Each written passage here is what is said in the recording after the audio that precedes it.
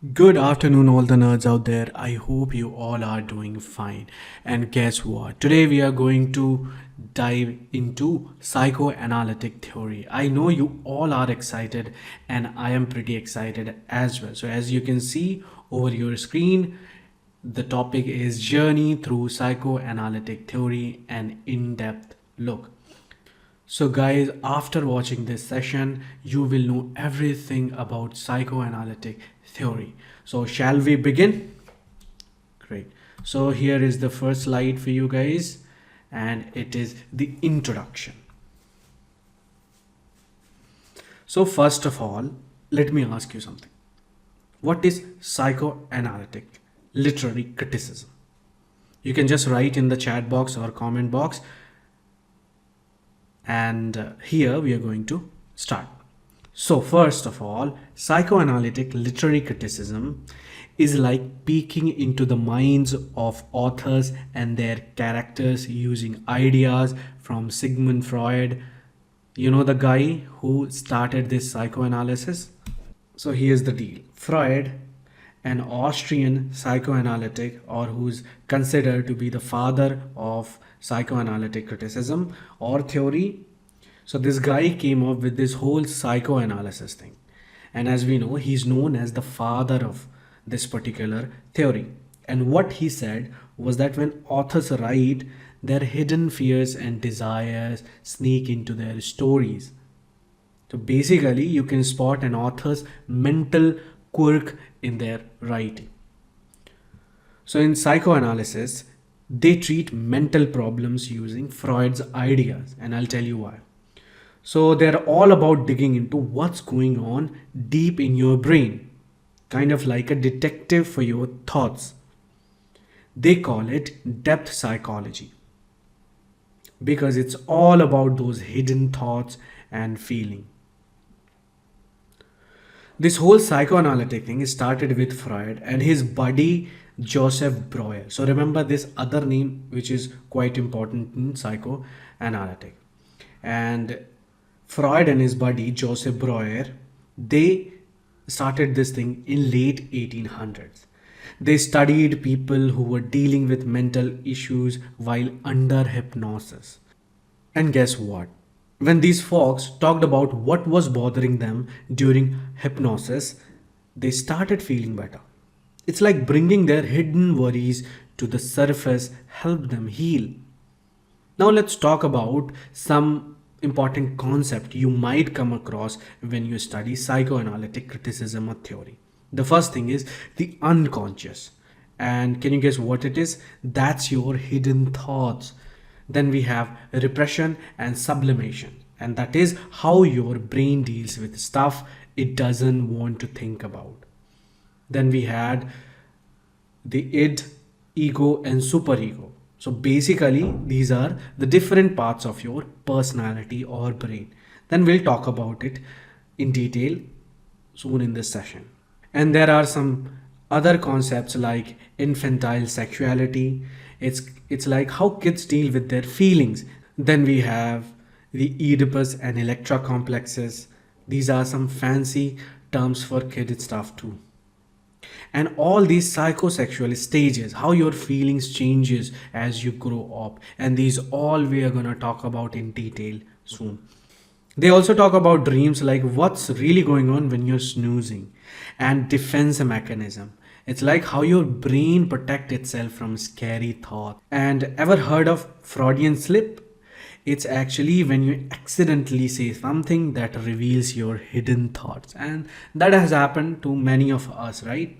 So that was all about introduction, guys. Let's talk about some important key points, and that you can see here. And also we have compiled some questions that what actually these ask in psychoanalytic criticism. So these are the questions you can see, and also some points that we'll discuss.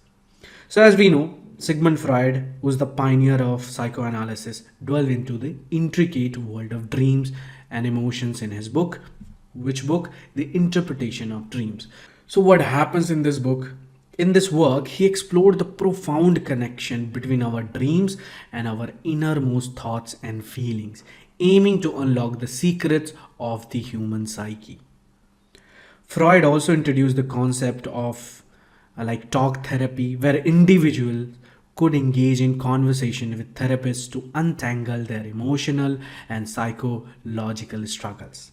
These therapeutic dialogues often involve discussions about one's childhood experiences and the often peculiar landscape of their dreams, providing a means to address and resolve emotional baggage. Central to Freud's psychoanalytic theory are the division of the human psyche.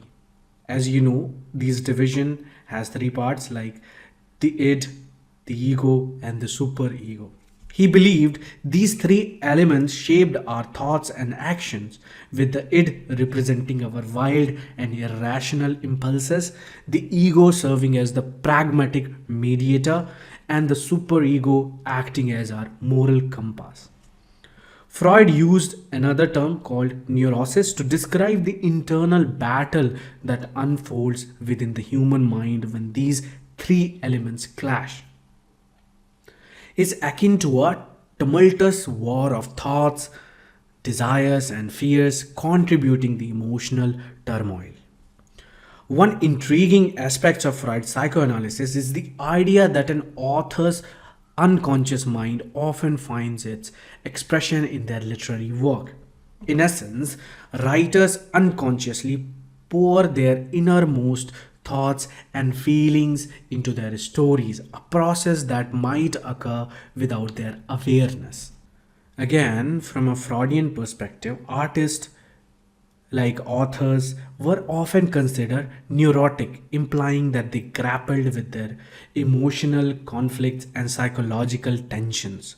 Their art, whether it be writing or even painting or other form of expression, often served as an outlet, a way to confront and manage their inner demons, guys. So Freud also suggested that authors are right to fulfill hidden, sometimes even suppressed desires. These desires might have their roots in the author's infancy and were driven by strong, forbidden wishes that found expression in their creative works. In Freud's view, a literary work could be akin to an author's dream or fantasy. It's a realm where the minds censor the ego, and this could sometimes fail to acknowledge the true depth of these desires, especially when they were too potent or socially unacceptable. So, when employing psychoanalytic criticism to analyze a text, remember several questions arises. Something like analysts seek to uncover how repression influences the structure and themes of work, whether Oedipal or other family dynamics are at play, and how psychoanalytic concepts can illuminate character, behavior, and narrative events. Moreover, they explore how the work might shed light on the psychology of the author, offering insights into their subconscious motivation. So, psychoanalytic critics also consider how a literary interpretation can mirror the psychological motivations of the reader and whether the text contains words with hidden or altered meanings, revealing deeper subconscious reason for their uses. So guys, that was all the key points and also the questions that critic ask in psychoanalytic criticism. So anyway, we'll move to our third slide, which is about our titan or the father of psychoanalytic criticism theory, our Sigmund Freud. First, we'll talk about his life a little bit, and then we'll move to his important works and also the terms. So Freud was born on May 6th, 1856 in a place called Freiburg, Moravia, which is now part of Czech Republic. His family moved to Vienna when he was young, and that's where he grew up and got his education. So now his dad was a merchant, but Sigmund wasn't really into the family business. Instead, he went to the University of Vienna in 1873 and also worked at a hospital there. And he teamed up with a guy named Joseph Breuer to treat people with a condition called hysteria. They did something like hypnotizing to help patients remember tricky and painful stuff. In 1885, Freud went to Paris to learn from neurologist named Jean Charcot, and he became a big deal in treating nervous and brain issues. Freud had a family of his own. He and Martha Bernays had 6 kids together, but his work was all about the human mind. He cooked up this idea called the unconscious, which is like a hidden world of thoughts and desire that affect how we act even we don't realize it. One of his most famous works is The Interpretation of Dreams, which was published in 1900.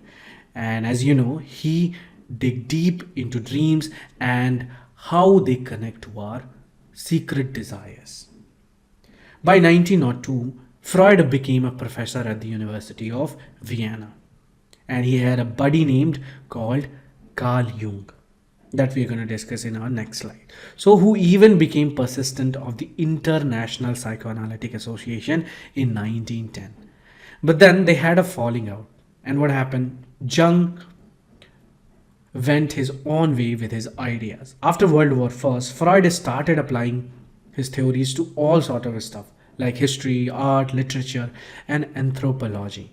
In 1923, he published a book called The Ego and the Id, where he came up with this three-part mind model, and that we know id-ego and superego. Unfortunately, Freud got some bad news in the form of jaw cancer, and he passed away on September 23, 1939. But his ideas about the mind and unconscious thoughts still shape how we think about ourselves today. So guys, that was all about his life. Let's move his important work that you can see here over your screen, The Interpretation of Dreams, which was published in 1899. And there we have Oedipus complex, libido, and unconscious mind. All these three terms that you should remember, and do not surprise, you are going to get at least one question from Sigmund Freud, maybe more. Alright, let's dive into Sigmund Freud's fascinating book, The Interpretation of Dreams, which he wrote back in 1899. So in this book, he talks about some mind-blowing stuff, guys, and these stuff is actually hard to understand, but we're gonna learn this in really simple terms. Let's talk about unconscious mind first. Freud believed our minds are like iceberg, and these icebergs, only a tiny bit is above the water, and the big mysterious part is hidden below. He called this hidden part the unconscious mind. It's where all our secret thoughts, memories, and feelings hang out. There are 3 areas of the unconscious. The dynamic unconscious. This is like, just think of this as the part of where all your hidden desires and emotions live. It's like your mind's secret basement, guys, full of stuff you might not even know you're feeling. Then the second is the plasticity of interpersonal drives. This is where your desires and feelings about other people, like your friends, family, or secret crushes, are stashed away. It's like your own little treasure chest of emotions.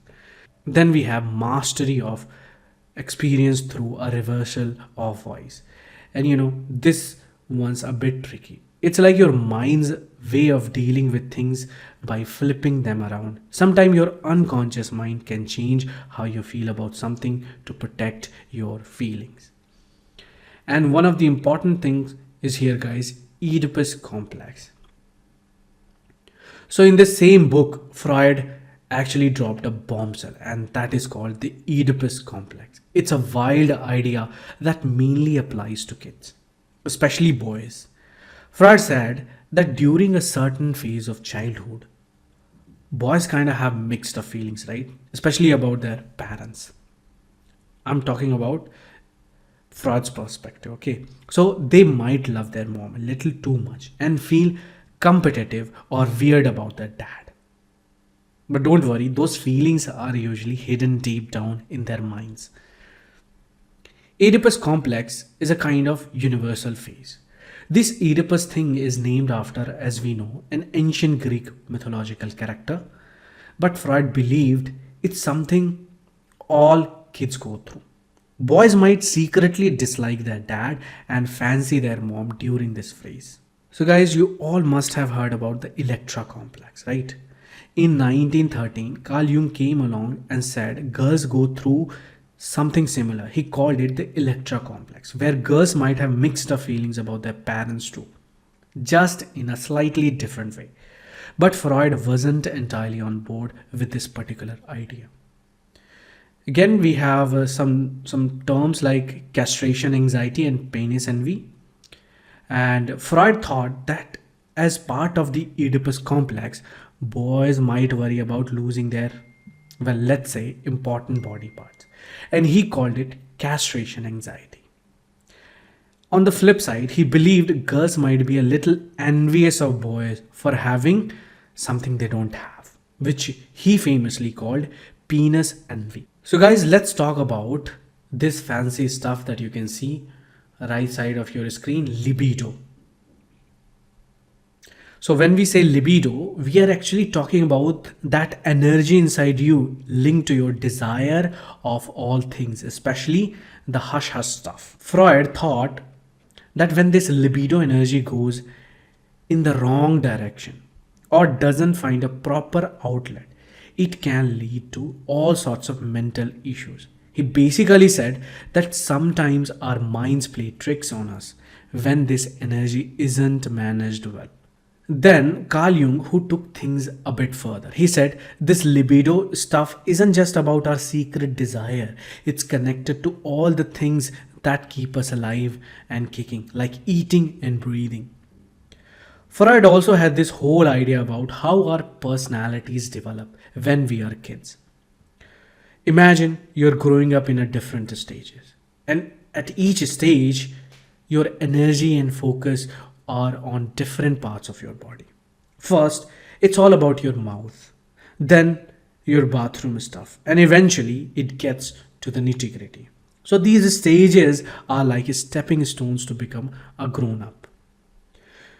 Speaking of grown up, guys, Freud came up with this Oedipus complex, as we know. It's when kids have these funny feelings about their parents, like they might really like their mom or dad or lot and feel weird about the other one. Freud thought it's all part of growing up, but if you don't figure it out properly, it can lead to some issues later on. So, in a nutshell, libido is like the secret energy that drives our desires, and Freud had some interesting ideas about how it affects us as we grow up. Just remember, sometimes psychology can sound a bit fancy, but it's all about understanding how our mind works. So I hope you understand this stuff. Now, as you can see over your screen, we have two other works that are also published by Freud, The Psychology of Everyday Life and Creative Writers and Daydream. You only have to remember these names. You don't have to go deep into it. Alright guys, let's take a trip into this fascinating world of Sigmund Freud's The Ego and the It. Now I know Freud's idea can be pretty mind-bending, and I'm trying to break it down in simple way. So Freud believed that our minds are a bit like a team with three players: the id, the ego, and the superego. Think of them as the angel, the devil, and the referee on your shoulders, but way more complex. First off, we have got this id. So this guy is like the impulsive, childlike part of your mind. It's all about pleasure, pleasure, and pleasure, guys. There is nothing more than that. So the it doesn't care about good or evil. It just wants what it wants, and it wants it now. Think of it as the primal instinctual you. It's where your body's needs, desires, and even those not so nice impulses like aggression and your love life. They doesn't think, it just act as on instinct. Now let's talk about the ego. And this ego is like the diplomat in your head. It's all about finding a balance between what the it wants and what is real. So the ego's job is simple, is to keep you out of trouble in the long term. So if you follow it, you might end up in some ugly situation and that you will regret later. So that's why we have this ego. Suppose your id wants to, grab someone's stuff. And there your ego says, instead of grabbing this particular stuff, why not you go and buy it like some sensible way, right? So the ego is a split into four groups. First is defensive, then perceptual, then intellectual, cognitive, and executive. It's a part of your mind where conscious awareness resides, but remember, not everything it does is in your conscious control. Sometimes it can go out of control. And then we have the super ego. So this super ego is, think of it as the moral compass. It's all about following society's rule and moral standards. The superego is shaped by cultural norms and your parents' teaching. It's all about striving for perfection and doing what's right. So it is also the part of your mind that makes you feel guilty when you mess up. So if you have ever felt that pang of guilt after doing something you know you shouldn't, that's your superego, guys. And it's like the responsible adult in your brain always telling you to behave. And then we have that libido, right? The fight between all these things. Let's talk about that. When your id, your ego, and superego clashes together, what happens? And that's when everything gets very interesting. You should pay attention here, and it's quite interesting too. So these three parts of your mind are often in conflict. Every time they are actually fighting inside your brain. Can you believe this constant struggle is happening inside your brain? So it starts with something like the id wants instant gratification. And the ego wants to be practical.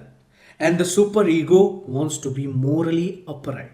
So imagine them, right, fighting it out inside your head, trying to decide how you should act in a given situation.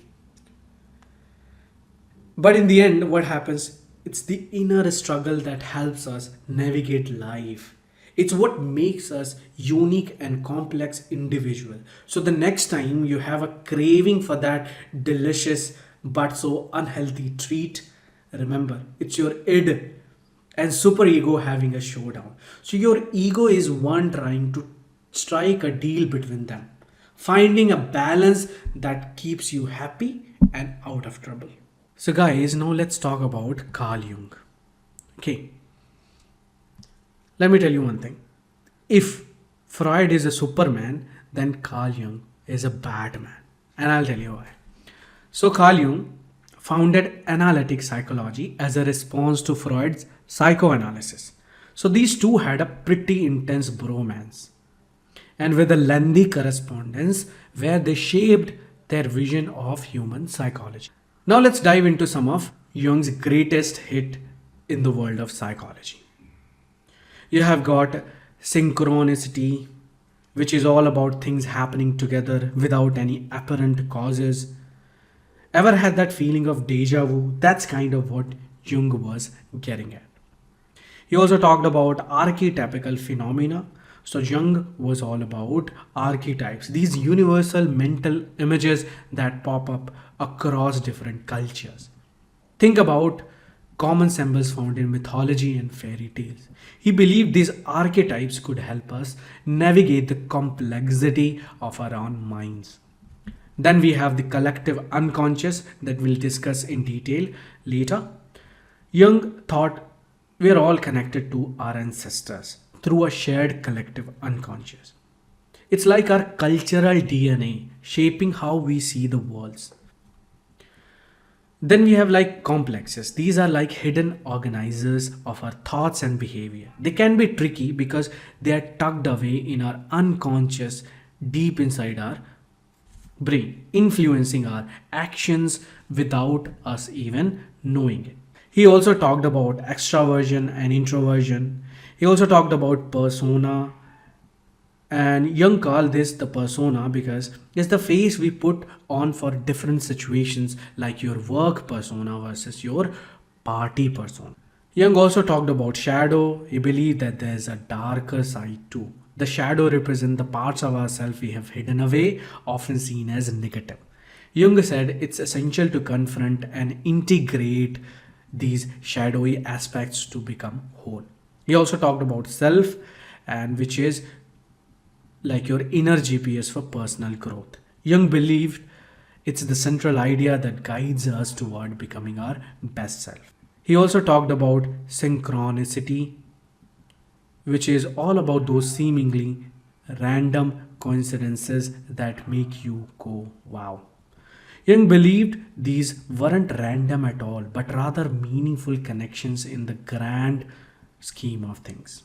So, in a nutshell, Carl Jung was all about diving into the human psyche, exploring the hidden forces that shapes our thoughts, behavior, and even the weird coincidences in our lives. His ideas are like puzzle pieces that help us make sense of our own minds. Now let's talk about Carl Jung's important concept, collective unconscious and archetype. And I bet you at least one question you will definitely get. So pay attention here. I'll just try to explain in a simpler way. So this concept was, as we know, was coined by Carl Jung. So he was all about exploring the hidden depths of our mind. Imagine this part of your brain like a treasure chest filled with memories and impulses that you are not even aware of. Jung believed that this collective unconscious isn't just personal, it's universal. It's not something you pick up during your lifetime. It's hardwired into your brain from the get-go. Think of it as the ancient wisdom passed down through generations. You see, it's like there's a whole database of thoughts, emotions, and ideas that we all share as humans. It's the common thread that ties us together. And the cool thing is, this collective unconscious isn't something we learn through school or book. It's more like an innate knowledge that's have always been there. Another important term is archetypes. So these are like the building blocks of our stories, the fundamental blueprints that shape our tales from all corners of the world. Think of archetypes as these universal symbols that are hardwired into our psyche. They're like the ingredient in a recipe that make a story relatable and powerful. These symbols are so important because they often combine opposites like the hero and the villain to create a complex, understandable, and relatable experience. The thing about archetype is that they don't care about time. They have been around forever, guys, influencing stories and human experiences across the ages. Whether you are hearing a myth from ancient Greece or a modern day superhero story, you'll find these archetype at play. They're like the threads weaving through the tapestry of human storytelling, connecting us to our past and guiding us through the narrative of our life. Now let's talk about another important term, which is Electra Complex, and which is also coined by Carl Jung. Alright guys, so picture this. There's a psychological showdown happening between a little girl and her mom. All for what? All for the affection of dear old dad. This tug of a war is what we call the Electra Complex. Now, boys, don't feel left out. You have got your own things called the Oedipus complex, right? Where the same tug of a war is happening between parents. So these are like siblings rivalries in the world of psychology. Okay, now let's focus on the term Electra Complex. It's all about girls and typically happens during their third psychosexual development stage, which is roughly between ages 3 to 6. So these stages are like checkpoints in a kid's life as they grow up. Now Jung linked to break it down into 5 stages. And these 5 stages are, the first is the oral, where babies are all about their mouths, sucking and stuff. Then comes the anal stage, where this kind of potty training becomes a habit or a thing. Then we have like Félix stage. That's the one we are talking about, where the Electra Complex comes into play. After that, we have got the latent stage, and it's a kind of a bit of a calm before the storm. Finally, there is the genital stage, which is where things get all grown up and mature. So in the Félix stage, kids start becoming aware of, well, their private parts and their parents too. And this is called Electra Complex. And it's like the ultimate showdown between mother and daughter for dad's attention. Now here's really it gets interesting. Jung believed that resolving this complex meant that a girl would identify with her mom. And in Freud's world of classical psychoanalysis, that's seen as a win. It's like a rite of passage, helping kids develop their sexual identity. Now, speaking of Freud, he had his own take on this whole complex business. He said that girls dealt with it through something called penis envy, which is pretty much what it sounds like. Boys, on the other hand, faced castration anxiety. So these are some heavy psychological challenges kids navigate through. If you cannot resolve these complexes, it might lead to what neurosis, which is like a fancy word for mental distress. Now guys, let's move quickly to our next titan in psychoanalytic theory is Jacques Lacan and the imaginary, the symbolic and the real. These three terms, if you remember, guys, that's very important, especially in exam point of view as well. So, and also you should know what are these. But anyway, first we'll talk about Jacques Lacan. And he's often described as the most controversial psychoanalyst since Freud. He spent years giving annual seminars in Paris, and his thoughts were later compiled into a book called Archetypes. Now, what sets Lacan apart is his contribution to some seriously heavy intellectual stuff. Guys, we're talking about post-structuralism, critical theory, feminist theory, and film theory. This guy wasn't just looking at the couch and talking about dreams. He was shaking up the whole world of thought. Lacan was all about desire, and not just any desire, my nerds, but unconscious desire. He believed that our unconscious desire were the real deal, the key to understanding ourselves. Psychoanalysis, in his view, was all about helping you figure out what your unconscious desires were, revealing the truth about yourself. He also shook up psychoanalytic world by creating his own institution, declaring it a return to Freud. Now let's dive into the deep end with his take on language. Lacan thought language was a big deal, and as we know, which is also one of the main ingredients of the unconscious. He even tried to bring in ideas from linguistic philosophy and also poetics into psychoanalysis. He was all about breaking down the way we use words and how it affects our minds. But here's where Lacan gets really eccentric. His therapeutic methods were downright unorthodox. None of that traditional therapist on a couch stuff for him. He was known for being a bit out there, and his methods was as unique as his ideas. Now let's talk about his mirror stage, which was like Lacan's mic drop moment. He said that when we look into the mirror, we see a false version of ourselves. It's like we are living in this illusion, and that illusion is a part of one of three different ways we perceive the world. It's all about identity and how we construct it. Lacan's work can be sliced into three phases, guys: the imaginary, the symbolic, and the real. These aren't just fancy words, they represent how he saw the development of human perception and understanding. So in the imaginary phase, he was all about this concept called the imago, which was basically how we build our psychology. It's like the blueprint for our minds. Then came the symbolic phase, and finally we have the real phase. Now we'll talk about these one by one. So first of all, we have the imaginary order. Now this is where it all starts, with something Lacan called the mirror stage. Imagine you're a baby and you catch a glimpse of yourself in the mirror.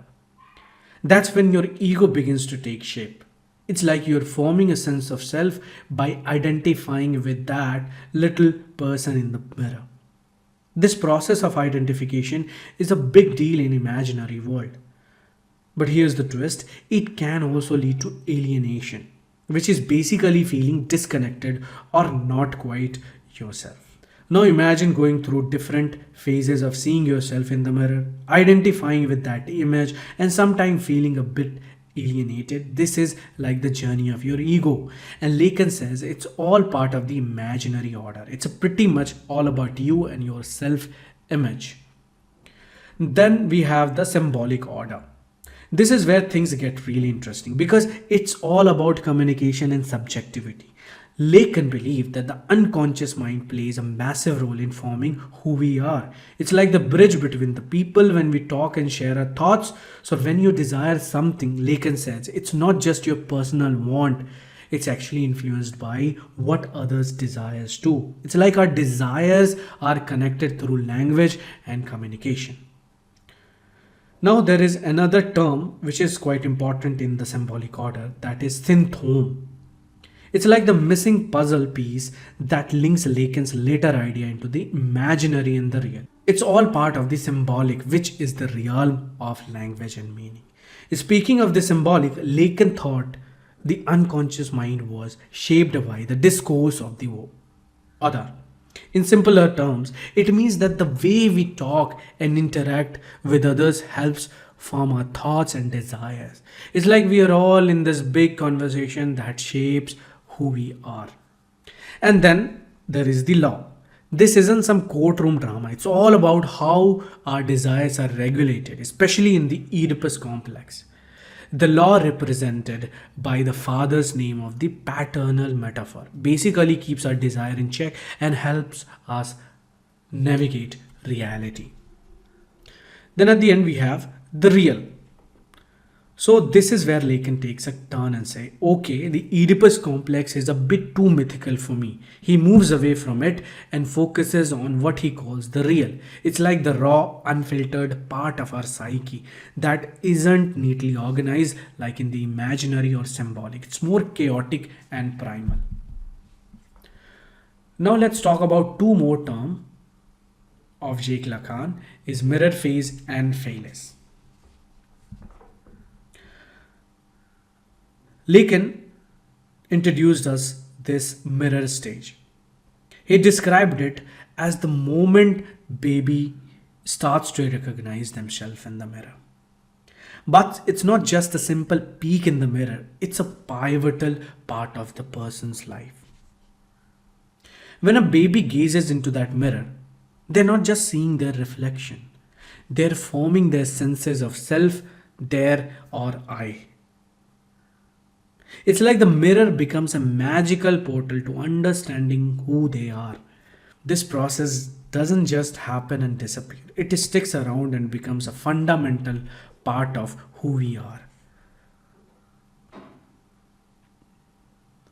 The imaginary order. Lacan had this cool idea called the imaginary order. In this world, your image in the mirror isn't just a reflection, it's like an alluring superhero version of yourself. It captivates you and becomes a big deal. Lacan thought that mirror stage was a super important deal for two reasons. First, it's a milestone in child's mental development. It's like a switch flips in their brain. Second, it's all about how we relate to our own bodies. We form a unique bond with our body image during this stage. During this stage, our ego starts to take place. It happens because we see ourselves as an object in the mirror, and that creates a bit of conflict. What we see in the mirror might not always match how we feel inside, and that leads to the birth of our ego. Lacan referred to this process as alienation. It's like we are becoming a bit detached from our own true emotional selves as we get caught up in the mirror stage. Babies can recognize themselves in a mirror before they can even control their tiny movements. It's like they're meeting their superhero version of themselves before they can even walk properly. And the mirror stage also gives a rise to something intriguing.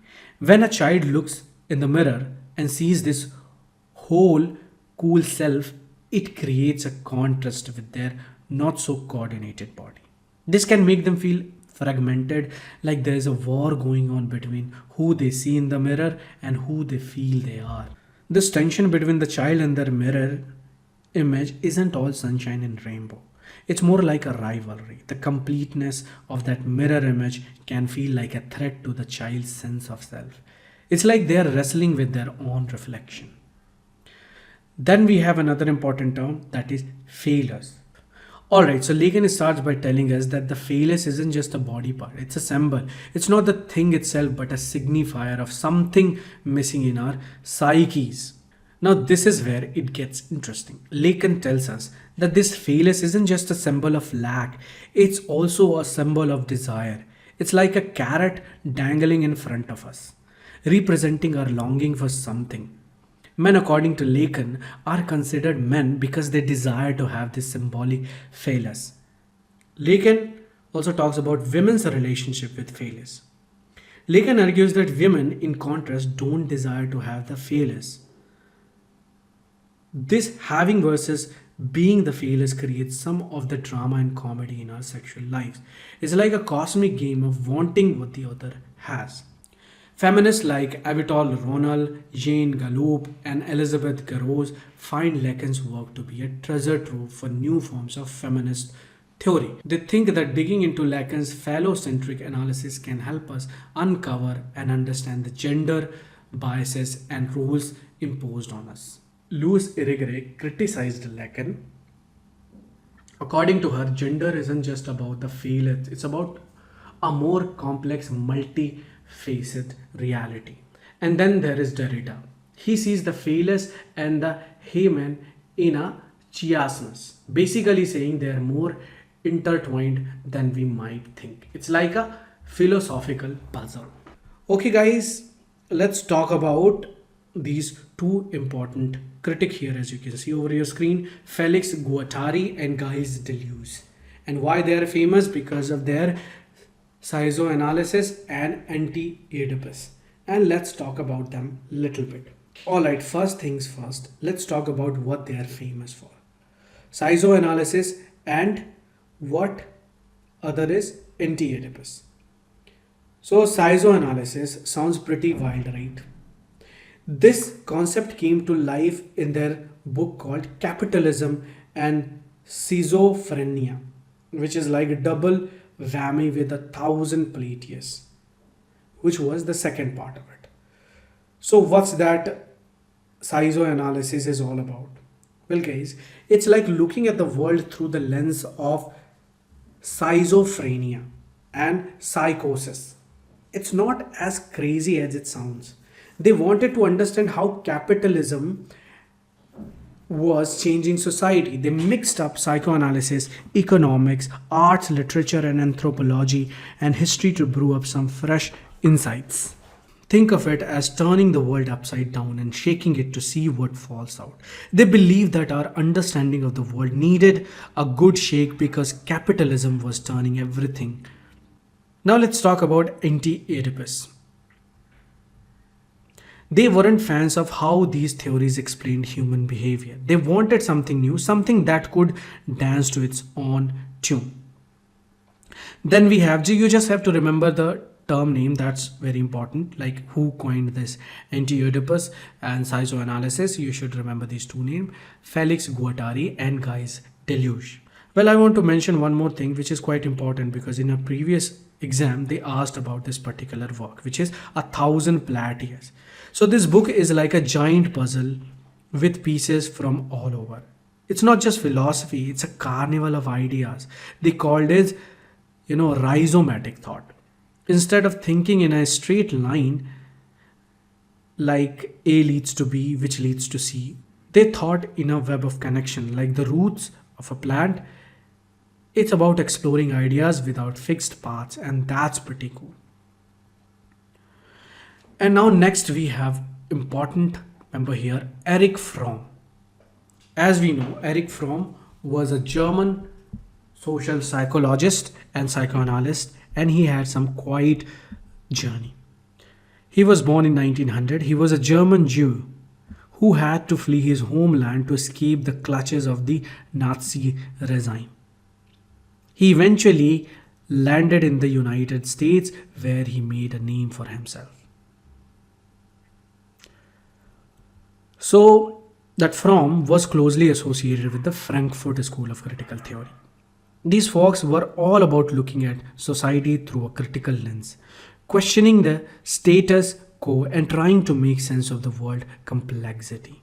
Erich Fromm began his career as a psychoanalyst, studying under the great Sigmund Freud himself. But pretty soon, he started to have some major disagreement with Freud.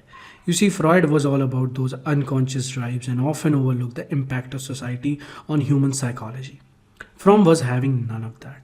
Fromm's big idea was that an individual personality is a mix of culture and biology. He believed that society and our surroundings play a huge role in shaping who we are. And it's not just about what's going on inside our heads or outside. One of Fromm's standout works is Escape from Freedom. In this book, he took us on a historical journey from the Middle Ages to modern times, using psychoanalytic techniques to explain how our desire for freedom and self-awareness has evolved. He also looked at how modernization made folks turn to some pretty questionable movements like Nazism to find security in uncertain times. He also published another work called The Sane Society, where Fromm argued that modern life was driving us nuts. He thought that in our consumer-oriented industrial society, we were becoming disconnected from our true selves. It's like we were living in a world that wasn't quite aligned with our human needs and desire. Fromm was a prolific writer. He published a bunch of notable works like Man for Himself, Psychoanalysis and Religion, and The Art of Loving. So these works explored everything from the way we exist, the tension between security and freedom, and the concept of social character and different character orientation. Now, guys, at the end, let's talk about Karen Horney and why she's famous because of her womb envy and theory of neurosis. Questions some of the Freud's traditional views, particularly his theory of penis envy, where he believed women were secretly jealous of men's. Well, Horney throws that ideas right out the window and introduces her own theory of womb envy. She says that men are envious of women because they can bear children and men cannot. It's a fresh take on gender differences in psychology, emphasizing that these differences come from culture and society, not just biology. Now let's dive into Horney's theory of neurosis. So while her colleagues might be looking at it one way, Horney got a different perspective. She believes that neuroses aren't this continuous lifelong struggle. They come and go in bursts. It's like saying everyone has their moments for inner turmoil. Horney, along with her buddy Alfred Adler, they're like the dynamic duo. They argued that sex and aggression aren't all personality. Instead, they are all about social relationship during childhood. They say something like that. Hey, it's not just repressed sexual passion that shape us, it's our experiences and how we connect with others. Now back to Freud's penis envy. Horney does give Freud a little credit. Says that yes, sometimes women do feel a bit envious in that department, but she's quick to point out that men aren't off the hook. She claims that men experiences womb envy just as much. They're envious of women's ability to carry and nurture children, which is something they can never do. So for men, that drives for success often becomes a substitute for the one thing they can't do, like women. In the end, Karen Horney ideas have had profound impact on psychology, challenging traditional Freudian views and paving the way for a more nuanced understanding of our personalities, our shapes. So next time you hear about penis envy or womb envy, you'll know there's a lot more to the story. So guys, that's all in psychoanalytic criticism and theory. And now we'll conclude our session.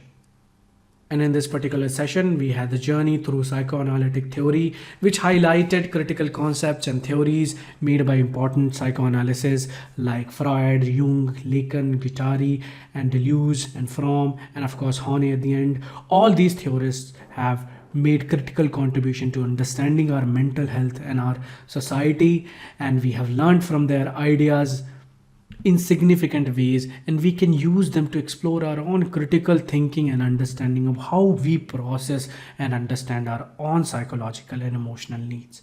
So guys, in conclusion, psychoanalytic theory offers us a valuable tool to approach our life with both understanding and empathy, and that is also very important in your exam. So guys, I hope we have cleared everything in psychoanalytic theory, and that's all guys. I'll see you tomorrow with another session on feminism. We'll have a session from starting with first wave feminism, then second wave, third wave, fourth wave, and at the end we also talk about a little bit other things too. But anyway, thank you so much, and bye bye, and have a good day.